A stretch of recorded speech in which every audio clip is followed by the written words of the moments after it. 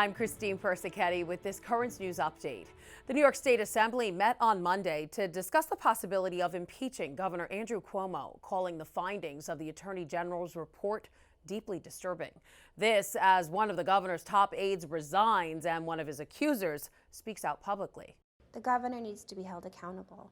Until now, BRITTANY COMMISSO has only been known as Executive Assistant Number 1. Now, the woman who filed a criminal complaint against Governor Andrew Cuomo is telling her story to CBS News, accusing the governor of hugging and kissing her inappropriately. What he did to me was a crime.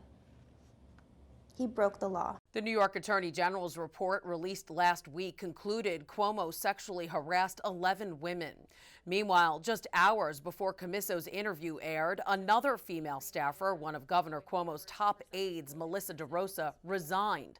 DeRosa, who was named several times in the AG's report, served as Cuomo's secretary. In a statement, she said the past 2 years have been emotionally and mentally trying. Still, the governor refuses to resign. He has apologized to a handful of women who he recognized felt uncomfortable because of behavior he insists was well-intentioned. He does slip at times. He's not perfect. The governor's attorney insists COMMISSO's claims are untrue.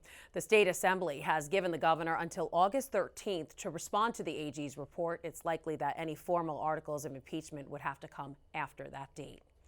Police in Italy are investigating after someone apparently tried to send Pope Francis a frightening message. An envelope containing 3 bullets was discovered addressed to the Holy Father.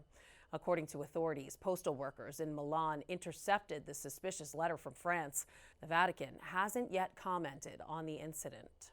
On Capitol Hill, the Senate is set to vote on President Biden's massive $1.2 trillion infrastructure package.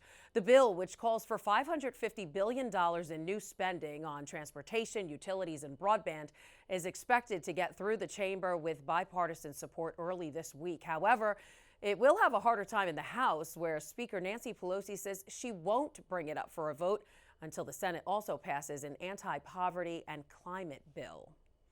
Relief is on the way for undocumented workers in New York. The Excluded Workers Fund is for people who were previously left out of COVID relief programs because of their documentation status. Currents News' Jessica Easthope speaks with one of the immigrants getting the much-needed help. But we still had to work. For the last year and a half, Sharon Pemberton says she's had the weight of the world on her shoulders. I used to wake up at nights saying that I'm going to get evicted if I don't pay my rent. I get nervous. The point system. As an undocumented immigrant from the Caribbean, when the pandemic hit and Sharon lost her jobs as a housekeeper and babysitter, she wasn't eligible for any state or federal aid. She was left with nowhere to turn. I can't just, when I stop working, get unemployment like a lot of people did. For me to get money in my hand, I have to work. As of August 2020, 98% of unemployed undocumented immigrants had received no pandemic relief. You know, God is good. But earlier this month, Sharon said she got the miracle she'd been praying for. The Excluded Workers Fund, a $2.1 billion statewide relief package. Now undocumented workers could be entitled to up to nearly $16,000. They have a million problems trying to pay the rent, trying to feed their children, wondering where the next dollar's coming from. So this means everything. The first of its kind relief is based on a point system that offers 2 tiers of payment. Workers will need to prove they lived in New York State before the pandemic started and that they lost work during the health crisis. Everybody benefits from this fund. People that are not immigrants, they benefit too because of the boost in the economy. The Excluded Workers Fund is showing Sharon there are people fighting for her. That's right. And willing to lift that weight off her shoulders. In Flatlands, Jessica Easthope, Currents News.